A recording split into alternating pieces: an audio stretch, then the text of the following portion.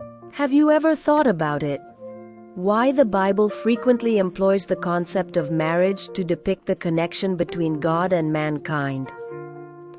Is it just a metaphor? Or is there a significant underlying message that we should uncover? From the start, God created humans to have a close relationship with Him. It is a close bond, similar to the tie between a husband and wife. However, when Adam and Eve succumbed to sin, everything shifted. The book of Genesis states that God drove humans out of the Garden of Eden.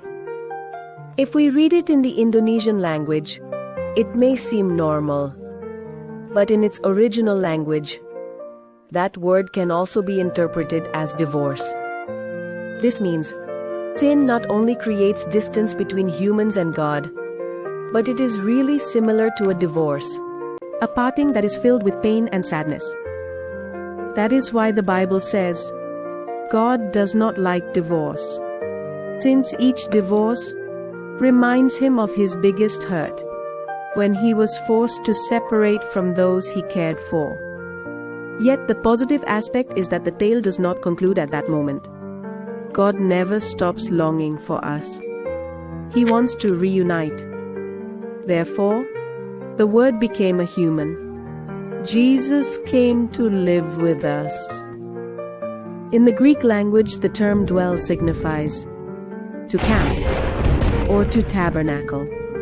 Similar to a husband coming back home and saying, "Dear, I'm home, and this time I'm staying." It's no surprise that the gospel starts with a marriage at Cana where Jesus did his first miracle.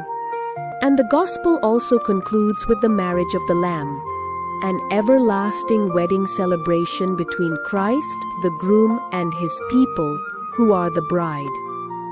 From start to finish, the Bible discusses one central theme: the desire of God to be united once again with humankind. Thus, the Bible is more than just a compilation of laws, but the most significant love narrative in history. Thus, the marriages we see in this world are merely a tiny reflection of God's grander design, which represents a lasting union that will never be torn apart again. Wow, isn't that fantastic? Indeed, the Bible is the greatest love book that has ever existed.